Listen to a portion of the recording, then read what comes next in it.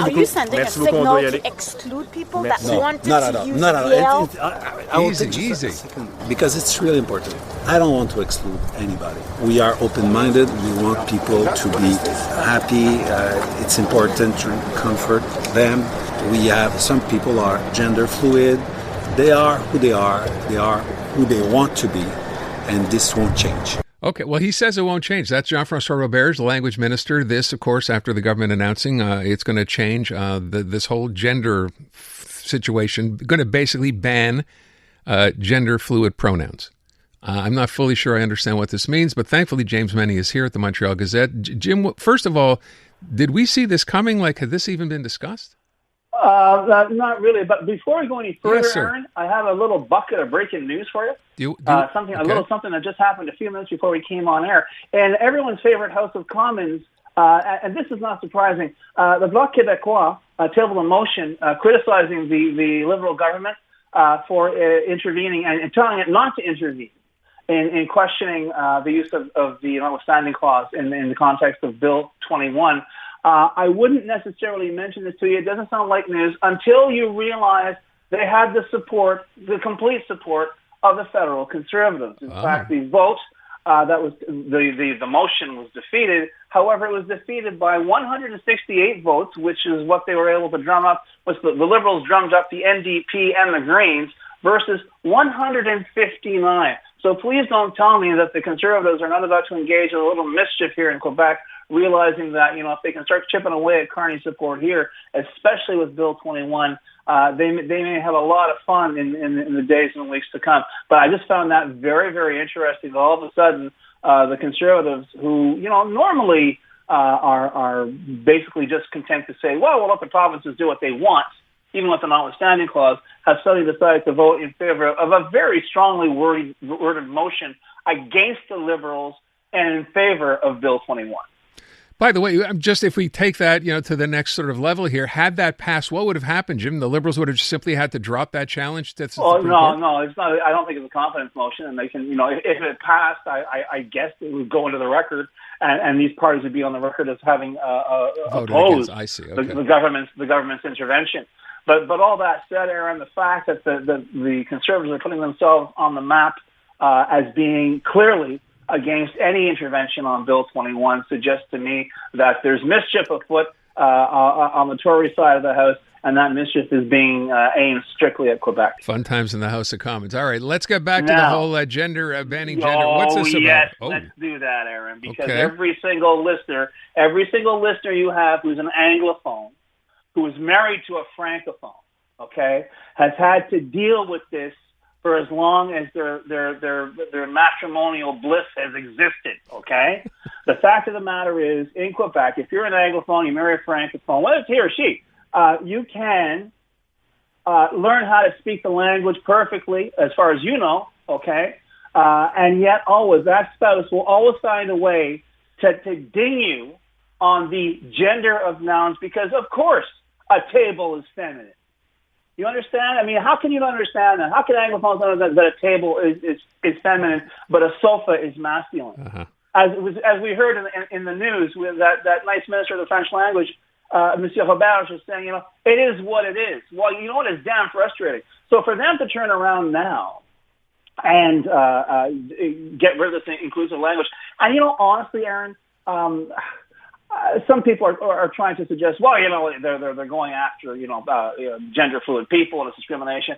If you look at it, if you look at the written word, if you look at some of these pronouns and whatever, yel, I-E-L, which honestly I heard it translated in the news as being they. I kind of looked at it as being he/she.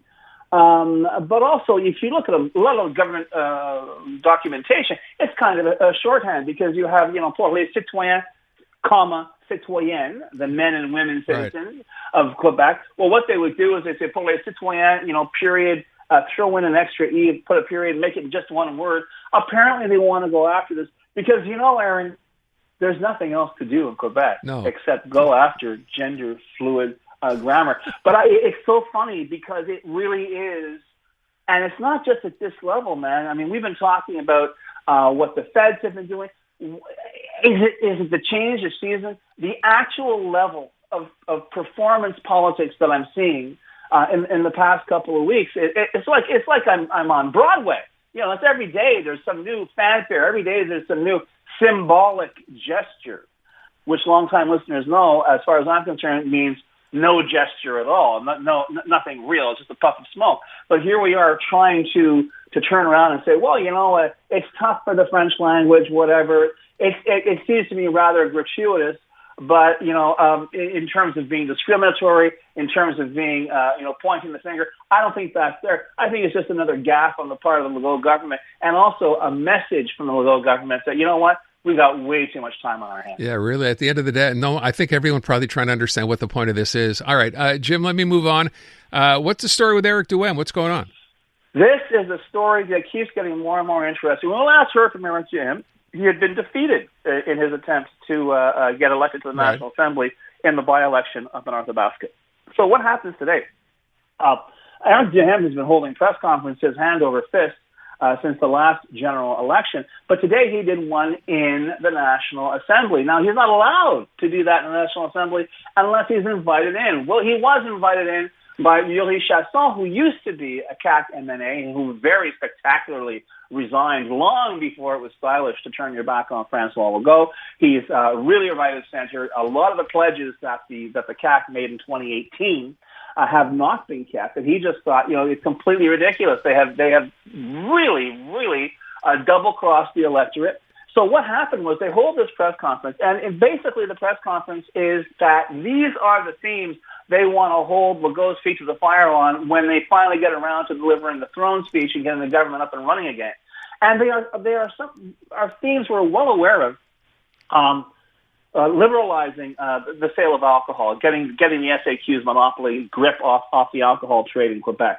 Getting rid of the electric vehicle quotas, which may in fact happen between now and Election Day. Making all union votes secret, unionization votes secret. In other words, that you would have a very controlled area where if you really don't want to be in a union, you don't have to worry about putting up your hand saying no. You would have a secret ballot.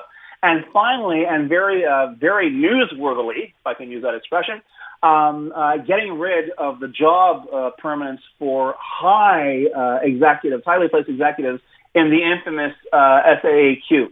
The idea of really going in there, scouring it, really rethinking the entire bureaucracy. In other words, cut the fat, do whatever. In other words, do what François Legault seems to be suggesting he is on the point of doing right now. But more importantly, here's Eric Duhem being asked, well, why are you up there with Mr. Chasson? He says, well, he is for the time being an independent. He's not going to he's not going to defect to the Conservatives. But he is for the time being. We'll see what happens when the election comes along. I think the real message that Mr. Duhem wants to send to what is increasingly, obviously, a disgruntled and perhaps lost without a compass CAQ caucus is, listen, if you run with me, at least you'll have a cohesive party. At least this is what we stand for. We're not going to say one thing and do another. And this is where you can go. Which, as far as I'm concerned, people may say, maybe the guy's not getting the message, and maybe he isn't. But by God, this guy is completely devoid of any quit. This guy, James, just keeps going after it over and over and over again. You got to tip your hat to him on that. And it'll be very, very interesting as time goes by, as more MNAs, I think, how can I put this, come out of the closet and say, I'm fed up of dealing with François Legault. Which way they're going to step. Maybe they won't defect right now because there is a certain, odor of opprobrium that follows that turncoating. No one really likes a turncoat. But if you turn around and say, listen, you know what, next election I'm going to run as a Conservative, this could be a good way to get that started. And, priming the pump. We'll see how it goes. But once again, my hat's off to Eric Duhem. He does quite rightly point out his party got nearly as many votes as the Liberals. As Quebec Solidaire, and he has zero presence in the National Assembly, and that's a problem with the electoral system. Although it's funny, he doesn't mention electoral reform in any of the things that he wants to do.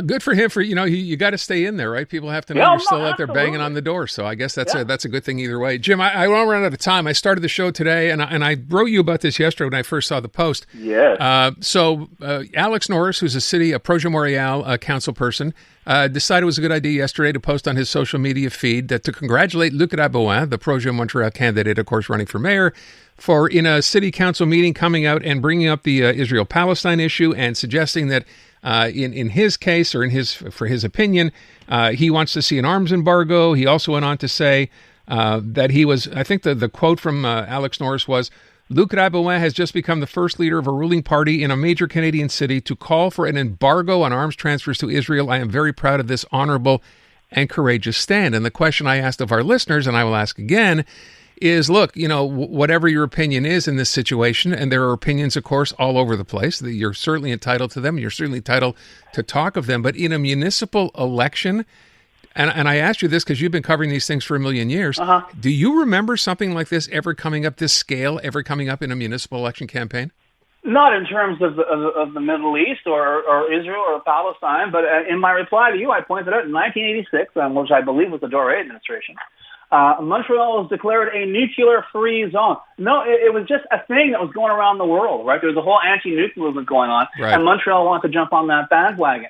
So with that motion and with this, it is, and as I mentioned earlier, it's more performative politics. It is utterly symbolic. It has absolutely no bearing whatsoever. I would be interested to see, however, if that, and once again, it's Alex Norris who posted this statement. I'd be interested to see if Mr. Rabouin would challenge his opponents for the mayoralty, either out loud or in the context of a debate, to take a stand on that particular issue. And I'd be interested to hear what they have to say. But if somebody turns around and says, you know what? This is a very important issue, but right here in Montreal, we have more immediate things to deal with. If that's the answer he gets, I would not at all be surprised. Okay, I'm going to ask the question again. As I said, to me, you mentioned it smacks of desperation. People just pointed at text after text. It's about pandering, right? There are Muslim votes here. There are more of them, and that's why he's doing this. I just found that a cheap shot. Well, regardless, I got to tell you though, Aaron. To be fair, and I'm not going to back for Projet here. A lot of politics is pandering. Yeah, I'm very sorry. We just got through talking about a provincial government that got elected to 2 terms by pandering. But all that said, it's who you pander to, and whether or not between now and election day, any of that blows up in your face. Because remember, when you start talking about something you have absolutely zero control over, when you start talking about ideals and whatever, and someone calls you on it, I hope you're prepared to really sort of like spend your campaigning time defending that position, especially if God forbid something equally heinous or even more horrible happens in the Middle East between now and November 2nd. Good point. James Mennie at the Montreal Gazette. Thank you, Jim. I'm Luke Wilson. Join me each week for Film Never Lies. Since retiring from the NFL, I've had a lot on my mind, and now I've got my own show. So if you're tired of lazy takes, if you want honest conversations, join us each week. Film Never Lies, available on all TSN platforms and the iHeartRadio app.